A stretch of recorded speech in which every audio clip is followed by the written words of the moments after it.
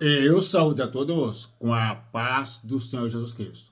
A palavra que Deus tem para o nosso coração está em 2 Tessalônica, capítulo 1, que diz assim: Paulo e Silvano e Timóteo, a igreja dos Tessalonicenses, em Deus Pai e no Senhor Jesus Cristo.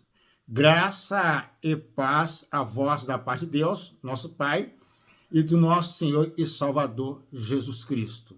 Interessante é esta maneira do apóstolo Paulo dar a saudação para a igreja do Senhor, que estava reunida naquele exato momento, porque nós sabemos que a igreja somos cada um de nós, a qual o Espírito Santo habita em nossa vida, mas também o local que nós congregamos também é classificado como uma igreja ou uma congregação, aonde se reúne o povo santo, porque quando nós estamos reunidos com o mesmo propósito, com a comunhão, e quando nós temos comunhão um com os outros, o sangue de Jesus Cristo nos purifica de todos os pecados.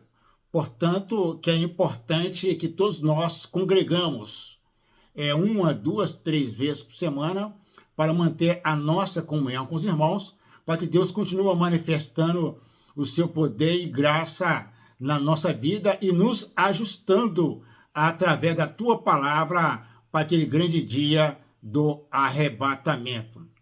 E o apóstolo Paulo, quando escreveu essa carta aos irmãos, viu ali algo muito interessante na vida da igreja reunida naquele exato momento.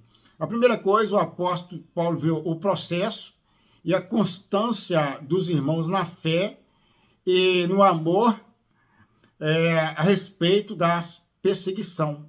Mesmo a igreja, naquele exato momento, passando por uma perseguição, passando por um momento difícil, que aquele tempo era difícil, muitos irmãos morriam, outros eram apedrejados, outros eram jogados na arena para servir de espetáculo, outros eram espetados como se espeta um churrasco, mas mesmo assim, quanto mais sangue dos irmãos naquele exato momento estava derramando, mais a igreja crescia, mais os irmãos ficavam firmes na fé, porque acreditava e acredita na promessa que Deus fez para eles e fez para cada um de nós, que estaria conosco todos os dias até a consumação do século.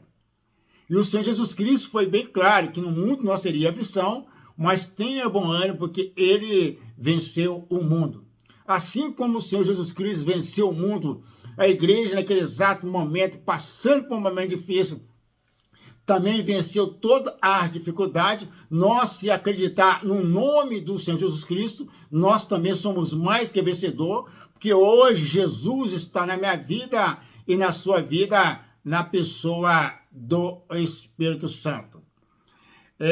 O verso 3 diz assim: sempre devemos, irmãos, dar graça a Deus por vós, como de razão, porque a vossa fé cresce muitíssimo em um amor de cada um de vós aumenta um para com os outros. Olha para você ver que maravilha. Além da fé dos irmãos, estava crescendo muito, mas muito mesmo.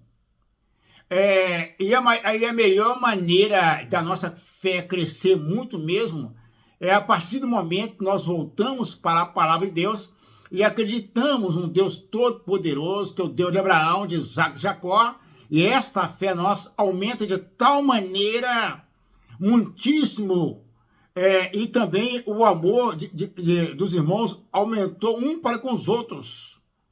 Um para com os outros. Que maneira extraordinária de servir ao Senhor.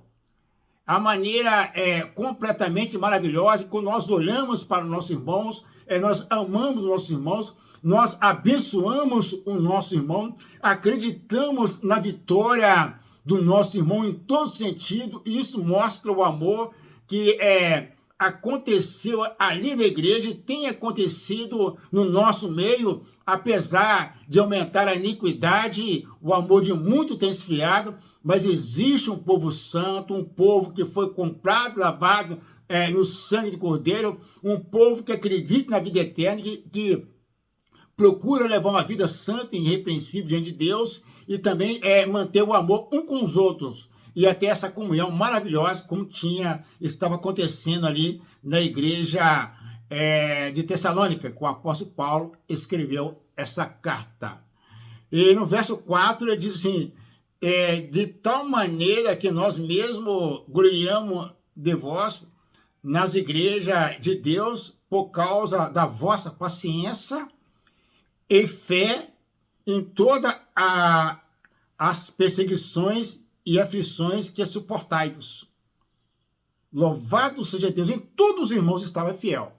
Em todos os irmãos ali passando por um momento difícil, continuava acreditando. Porque nós devemos acreditar. Nós devemos confiar, porque nós sabemos que aquele que prometeu, ele é fiel. E ele prometeu que estaria conosco todos os dias e prometeu para cada um de nós uma vida eterna que foi garantido através do sacrifício de Jesus Cristo. Por isso nós devemos ser perseverantes e voltar sempre para a palavra de Deus. Que Deus abençoe a minha vida, a sua vida, a vida da sua família, em tudo que você estiver fazendo nesse exato momento. Que Deus te abençoe em nome de Jesus e crê somente, porque aquele que prometeu, ele é fiel.